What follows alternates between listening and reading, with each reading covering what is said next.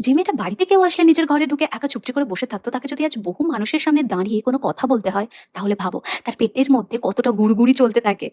হ্যাঁ, নায়িকার ইভেন্টের দিনে ঠিক যতটা এক্সাইটেড ছিলাম তার থেকেও বেশি নার্ভাস ছিলাম। কারণ এত বড় একটা ই-কমার্স কোম্পানির সাথে একটা ইভেন্ট হোস্ট করতে যাচ্ছিলাম আমি।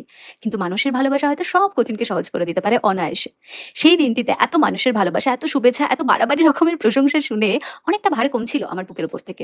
মনে হচ্ছিল এরা তো আমারই ভালোবাসার মানুষ। এদের সাথে কিসের নার্ভাসনেস, কিসের এত অলসতা? তাই হাত পা কাঁপতে, কাঁপতে দুরু বুক নিয়ে অবশেষে নিজের কাজটা সম্পন্ন করতে পেরেছিলাম।